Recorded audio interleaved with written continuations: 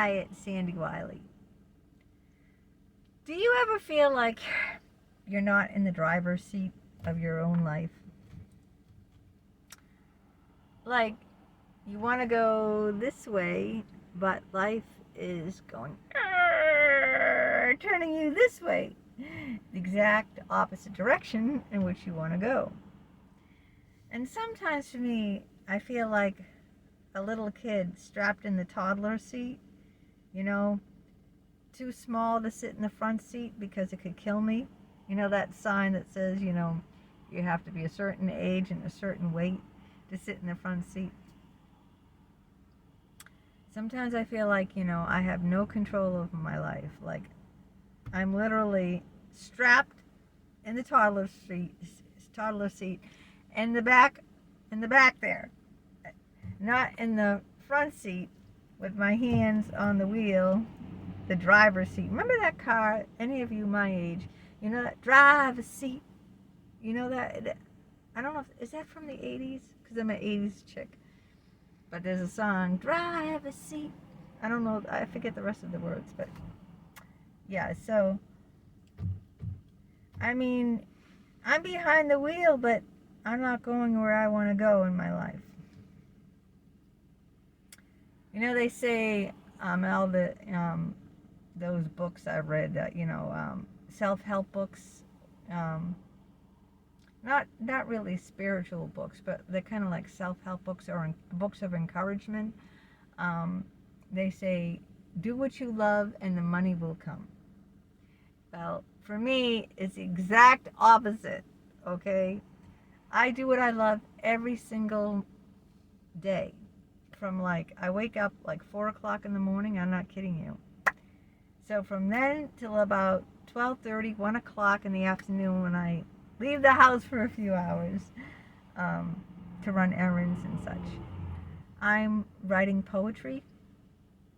I'm editing poetry. I'm writing my newsletter for LinkedIn. I have almost 2,000 subscribers now. I'm doing my YouTube video, which I have almost 1,500 subscribers for that. And I'm publishing books. I'm publishing poems in magazines. I'm really doing what I love, but I'm not making any money off of it. And today, people equate money with value. So people look at you by how much you make. Unfortunately, it's true. If you don't make no money, then you're nothing. If you make, a doctor's salary, then you're admired. If you're a rock star or a movie star, then you're admired. I'm a YouTuber. I've had my YouTube station channel for 3 years, 3 solid years. I went from 0 subscribers to almost 1,500. I think it's 1,490 now. So almost 1,500. Still, people aren't watching it enough. So you need to have 5,000 hours in one rollover in 1 year, continuous 12 months of watch time. So far, since I've been doing these longer videos, I've got 1,700. So I'm not even halfway there. Not even halfway there. I need 5,000. I'm up to 1,700. I have climbed recently, but only by a few hundred. Because I think before I started doing these long videos, I was at 1,400 something. My books. Guess how much money I made last month? But I sold 2 books last month and 2 books this month. Last month I made $15 whopping from book sales. You get a percentage of what the book costs, just a percentage. So it's just like, authors that are traditionally published by Random House, Penguin, all those big time publishing companies. They get a percentage. But the difference between them and me is that hundreds or thousands of people buy their book. How many people bought my book last month? 2. And how many people bought it this month? 2. So that's it. I mean, I have like almost 3,000, what am I saying, 3,000? 3 dozen. I didn't mean, I almost have like 3 dozen books out there, but people do only, very rarely do people buy the poetry books, maybe 1 or 2 here and there. Most of the people are interested, here's my top books: Life with My Schizophrenic Father, Love Outside the Boundaries, Emails of an Unethical Psychologist. Yeah, I don't think, one person bought the Love Bomb by a Harvard psychologist. One person bought that book.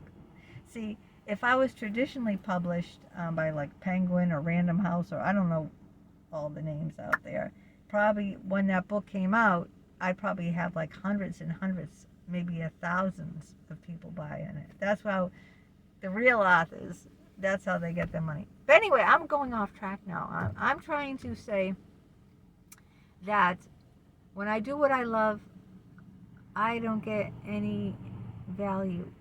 I don't get nothing, I do get personal value, but I don't get, in this day and age, people equate how much you make with your value. Now, when I did what I hated, which was pornography, I got paid. Not a lot of money, but considering for the amount of work I did, I got paid $150 a week. A week! Compared to what, $15 a month for book sales last month? And it takes a long, long time to write a book. It takes me 6 months of writing 7 days a week. This is what it is.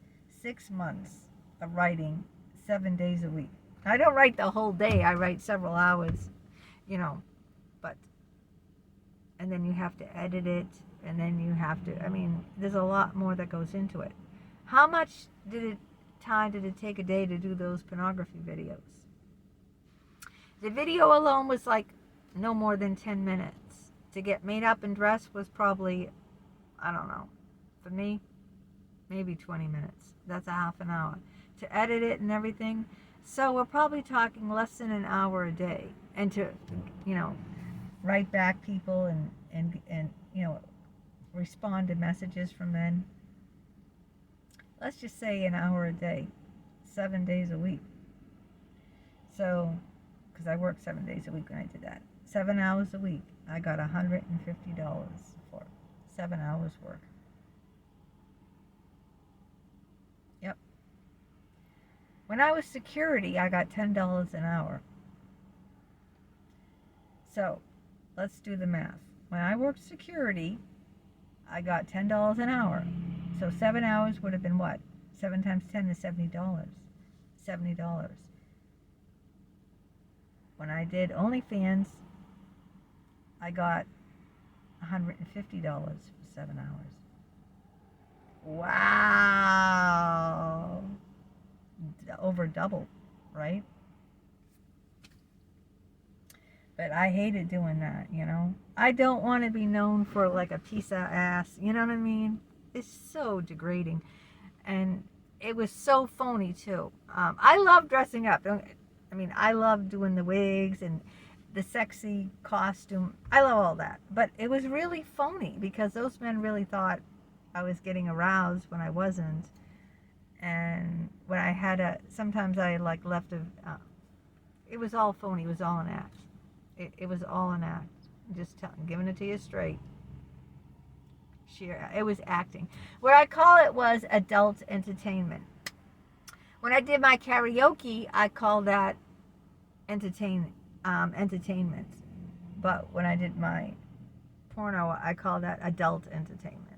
So I was in the adult entertainment industry, or otherwise known as a sex worker, for, I don't know, how long was it? Was it a year or 2 years? I can't remember. Over a year, under 2 years. I can't remember. I'm so old, I can't keep track. Maybe a couple of years, because I started out on, anyway, well, I'm going far off the subject anyway. Patreon. I started out doing softcore on Patreon and getting paid much less. And then they kicked me off. Then I went to OnlyFans, and guess what? I got kicked off there. No one believed it. what happened? I said, they kicked me. And I'm telling you the truth. They kicked me off because they're strict there, you know. I can't go into the details. I was a one-woman show. Let me tell you that. Just with myself. Um, just myself. I was the only living, breathing thing on my videos. Anyway, so how can I get paid for doing what I love? I'm trying to, monetize my YouTube station. I don't care if I get even a little money. At least it's some appreciation. I know some of you people come on and say you appreciate me and what I do. And that feels good. And it feels good that I'm doing this. But, when someone asks me, what do you do? And then they ask me, well, how much money do you get for that? People, you don't believe me, people ask that question. I've had people ask me that question. Yeah. People, yeah. Well, you should know, right?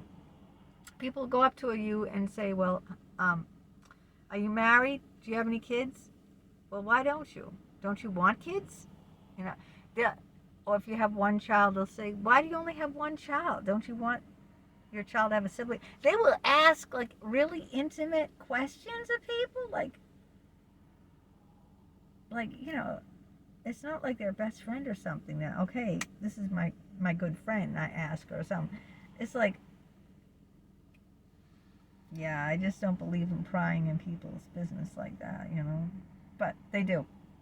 And then I always feel, like shit afterwards when I don't have the appropriate answer that they want to hear. So I just keep pushing on and pushing on, and like, even though I have to go trying to turn the wheel in the direction I want it to go when it's fighting me every inch of the way. And that's how I feel. Maybe some people struggle like that with other things like their weight. Yep, I've been there. My alcoholism, yep, struggle with that every single day. I shouldn't really drink 3 glasses of wine tonight.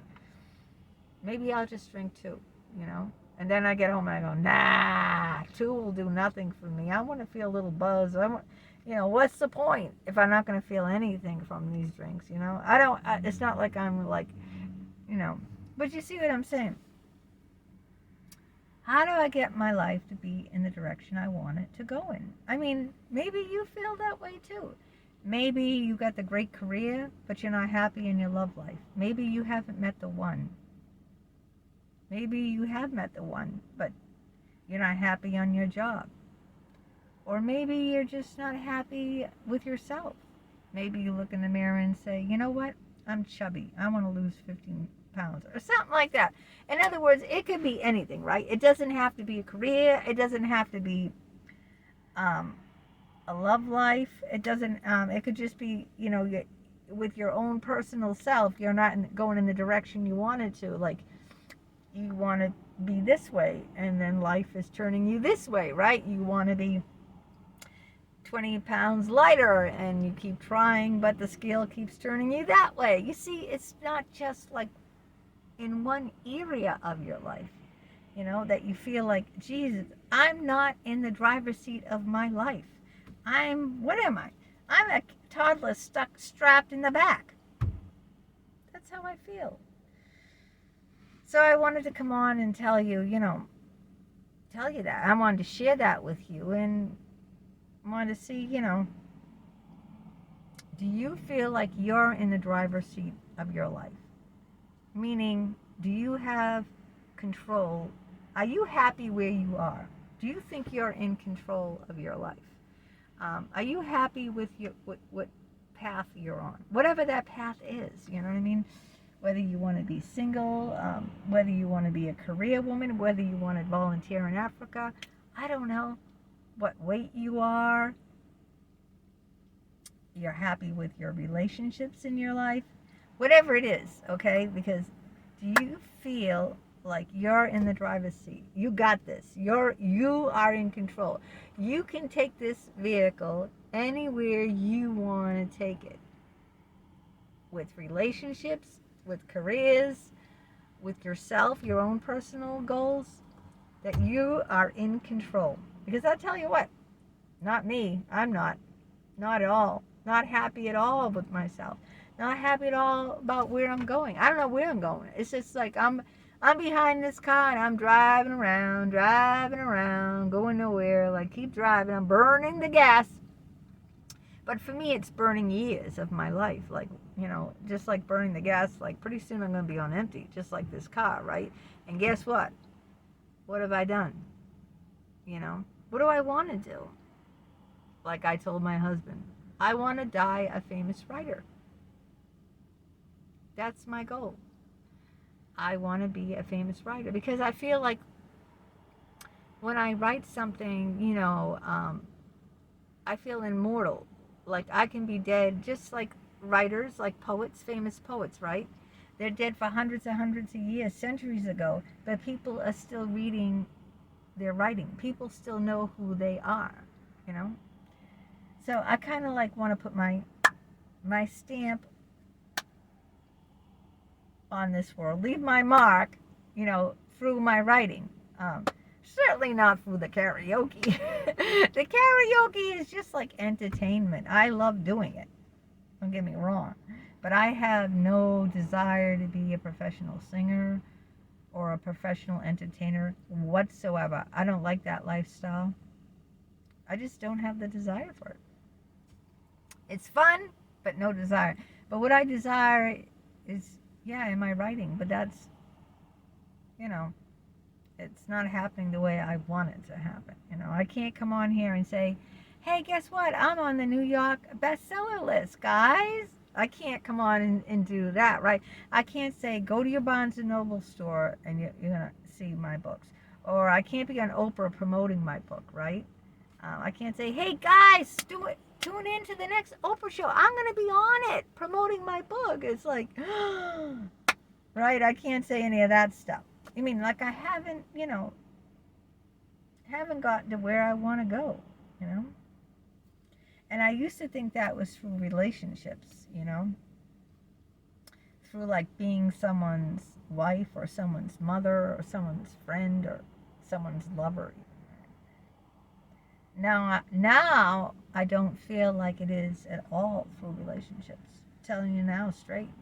I don't feel like you get that personal satisfaction from relationships. I think you get that personal satisfaction when you feel like you've done something really useful